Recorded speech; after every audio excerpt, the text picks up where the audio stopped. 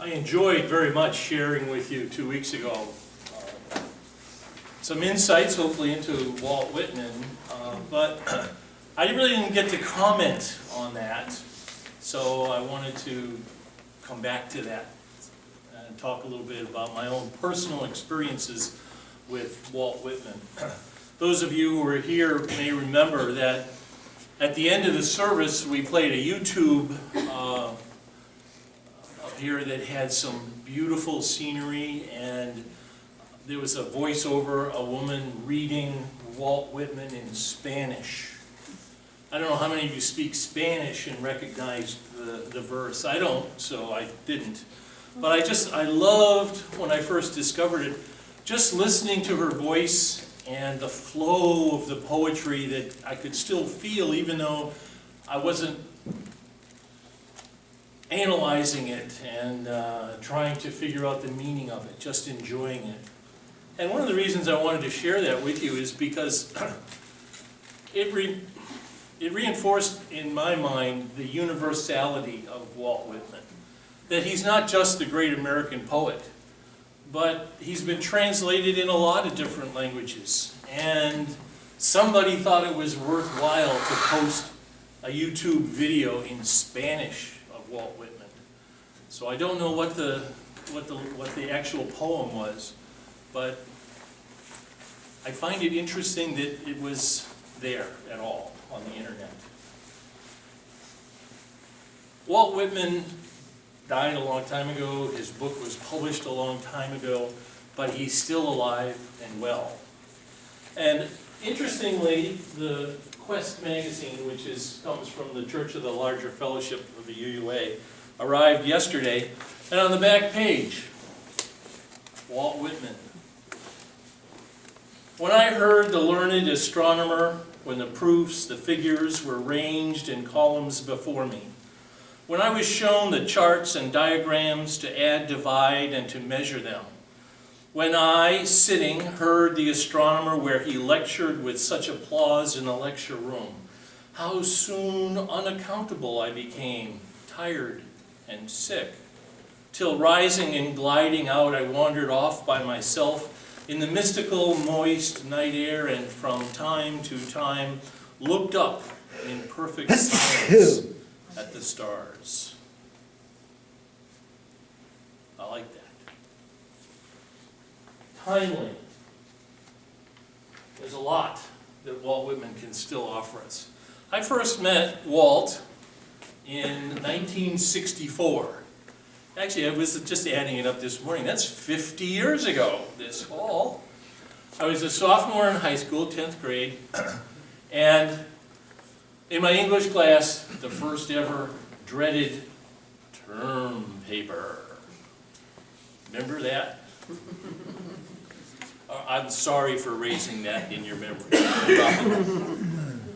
So, what was I going to write about? Well, I was at the time very much interested in reading Emerson, so I wrote my term paper on Emerson and Transcendentalism. Wow.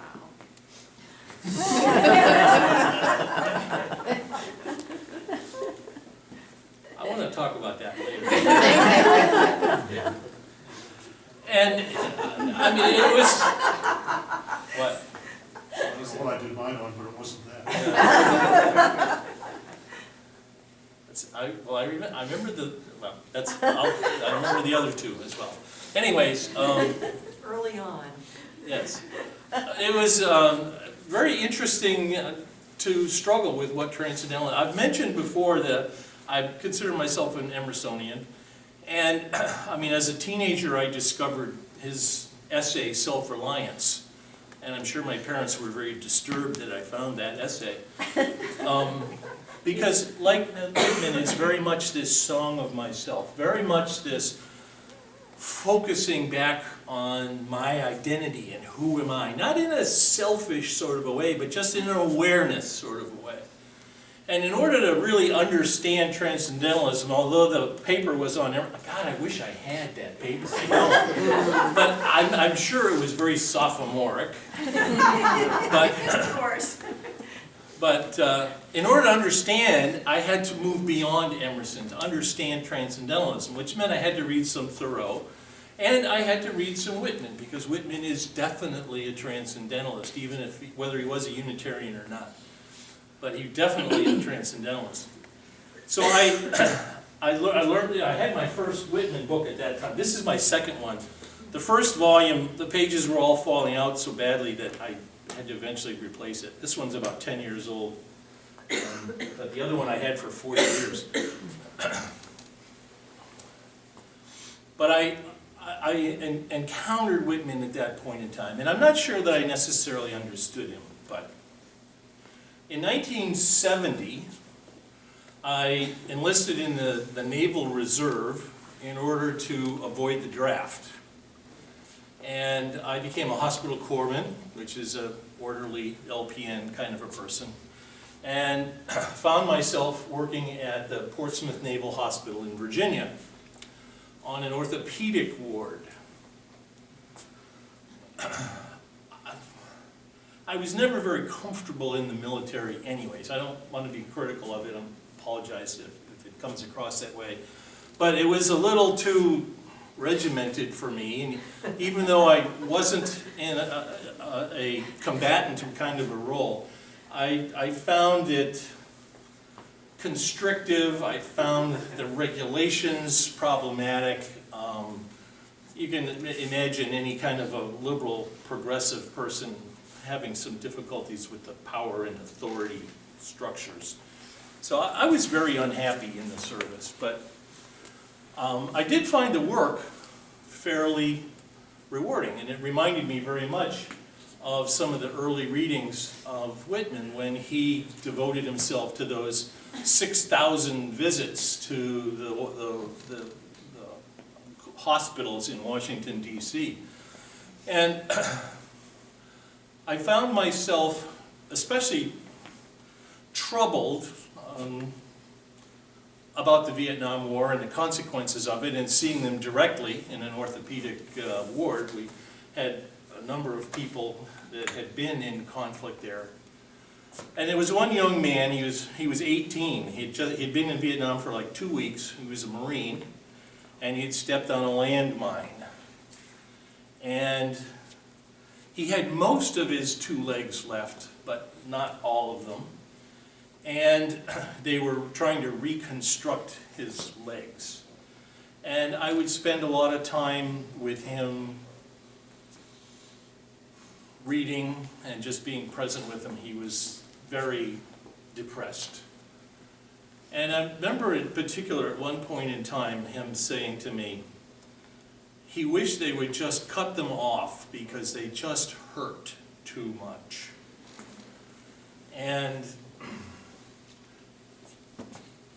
I always remember that because it's hard to actually accept the costs of war, of that kind of violence, and the psychological as well as the physical debilitating effects.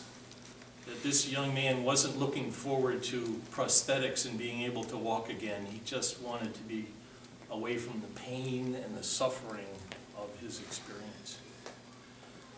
So I found myself getting into depression. I found myself feeling alienated. I found myself being resentful. And what do you do when you're on a naval station in the military? You go to the club and drink. And so I was doing that for a while and not finding that particularly helpful. And I went over to the library one day and I discovered again Walt Whitman that I hadn't looked at in quite a little while. Opened it up, read a little bit of it, went out of my way to buy that first volume that I had. And I would sit down, I don't know if any of you have ever been to Portsmouth, but it's right on the bay. Sit down by the water's edge and in my free time immerse myself in the escape of Walt Whitman, finding peace and quiet and awe and wonder and majesty and being transported by his absolute, I'm not sure what the word would be, but his absolute appreciation of being and beingness, and finding again my own sense of wonder and awe and appreciation. So in many ways I think he helped save my sanity over time. The reason I'm mentioning that is that I often talk with people about spirituality. People will often tell me that they want more spirituality in their lives. They want something spiritual. And when I talk with them about that, I, in classic Unitarian Universalist fashion, will say, "What do you mean by that?" And find that people are often unable to answer their own question. So we explore a little bit, and I mentioned this in our orientation class, so you guys know, you can leave now.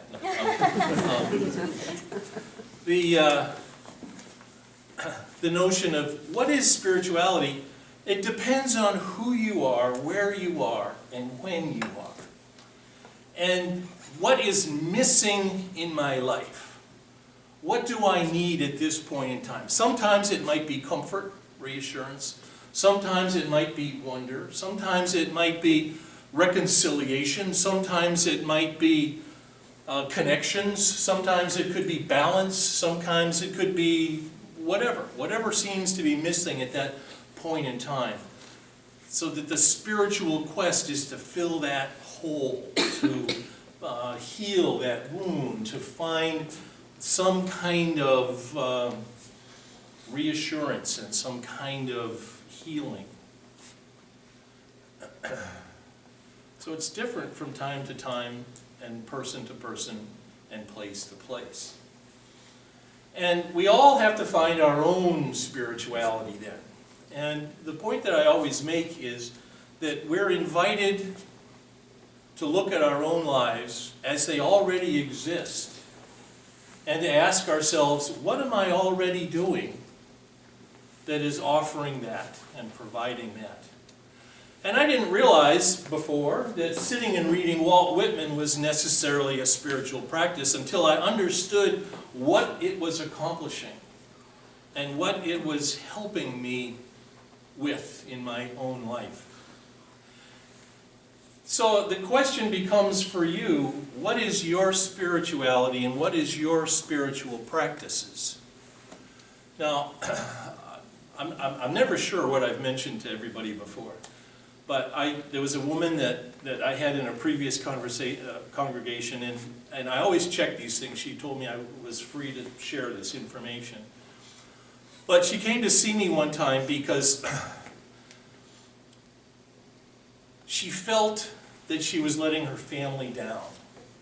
She would get up at 5 o'clock every morning and go to the gym and exercise for a couple of hours, and then go to a job that she absolutely hated, and then get out late and come home, and get up again the next morning at 5 o'clock and go and do this. And she felt that she was taking time away from her family to go and do this. And so we talked about her job a little bit and how stressful it was and how it made her feel so out of control at work and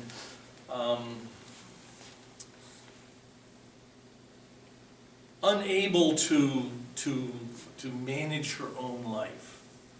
And I asked her about, well, she was a very fit young woman. I asked her what going to the gym did, and she said, well, aside from being in good shape, it's a time when I'm in control of what I'm doing, how well I'm doing it, and what I'm accomplishing. And I pointed out, well, isn't there a dichotomy there between those two experiences? And she said, yeah. And I said, so isn't going to the gym an opportunity for you to be in control, to be in charge, to accomplish something, to feel a sense of achievement, to be able to, at the end of that exercise period, to feel like confident and you know, your own personal achievement kinds of things. And she said, yeah. And I said, so when you do that and you get to work, how do you feel? And she says, I feel like when I get to work, I can make it through the day there.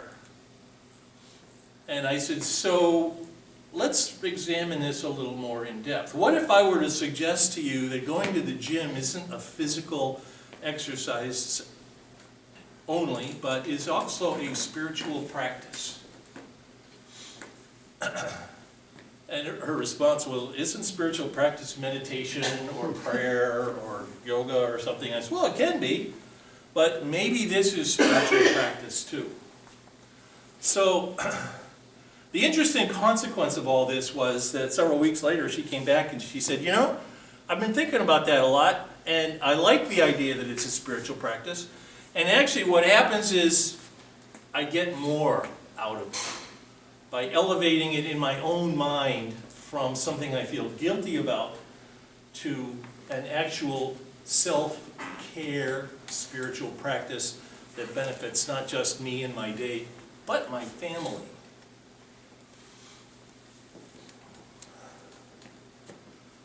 So what's your spiritual practice? What is it that helps you get through your day, takes care of you, keeps you sane, keeps you healthy? Gardening, is that a spiritual practice? Not the way I do it at my house, which is getting the blankety-blank weeds out of the garden. But for some people, I'm seeing some nods, gardening can be a spiritual practice. Painting, music, I mentioned Jace, golf. Have you tried that yet? Golf, flying, skiing, hiking, playing music for sure. What is it, any of these things that we sometimes see as sort of earthly, routine, mundane, that don't make it into the list of religious practices that are published in literature, but that we can elevate in our own minds to being more significant. Things that fulfill us, enrich us. One of the things that I 2 weeks ago I ended, I read two things to you. I mentioned that Walt's favorite two poems, my favorite two poems, are Passage to India and Crossing Brooklyn Ferry. And Passage to India, if any of you went back and looked at it, is an allegory of the journey of the soul to enlightenment, to self-awareness. And that Crossing Brooklyn Ferry is his meditation on mortality. Those two poems are deep, significant self-examination pieces. And what I find in them is that they encourage my own journey of self-exploration of that. When he sings about his soul, I'm curious to see where my soul is, where it's going, where it's gone, and what it has become. And when he speaks about his, not so much fear, but awareness of infinity and the temporalness of our mortality, it invites me to be okay with looking at that for myself. So he opens these doors for me to a place that I can explore myself as well as he has. So reading Walt Whitman is a spiritual practice to me because it raises my own self-awareness. It encourages me to look at the things that he looks at. So sometimes I'll just pick this book up and I'll just open it anywhere and read something. And I'm often amazed at how serendipity works and that there's something there that speaks to me. So I'm going to do that. I have no idea where we're going to be. I'll just cut this card, take this card in anywhere. So. This one is A Clear Midnight. This is thy hour, O soul, thy free flight into the wordless, Away from books, away from art, the day erased, the lesson done, thee fully forth emerging, silent, gazing, pondering the themes that you love the best. Night, sleep, death, and the stars. Prayer of Columbus. A battered, wrecked old man thrown on this savage shore, far, far from home, pent by the sea and dark rebellious brows, 12 dreary months, sore, stiff with many toils, sickened and nigh to death, I take my way along the island's edge, venting a heavy heart. I am too full of woe, happily I may not live another day. I cannot rest, O soul, I cannot eat or drink or sleep till I put forth myself, my prayer, once more to thee. So I breathe and bathe myself once more, commune and report myself once more. Thou knows my years, my life, my long and crowded life of active work, not adoration merely. Thou knows the prayers and vigils of my youth. Thou knows my manhood's solemn and visionary meditations. You know how before I commenced I devoted all to come to thee, and knows that I have in age ratified all those vows and strictly kept to them. On and on. I have no idea what that means for you. I know what it means for me. I can't help but think that I'm 65 years old. I'm getting to that point that he's writing about there, where I look back and wonder at what it is that I've achieved. And so he invites me to be okay with looking back and wondering what it is I've achieved and how steadfast I have been and lived to my values.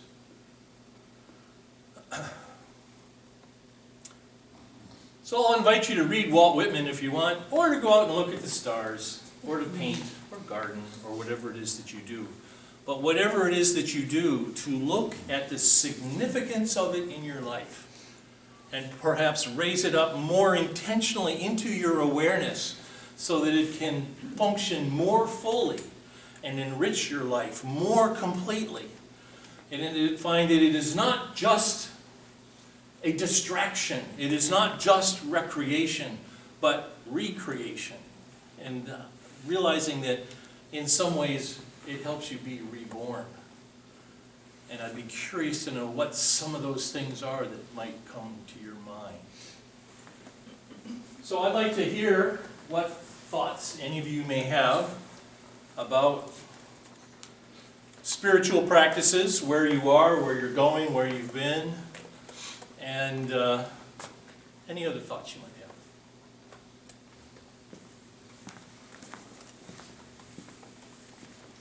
have. That's all.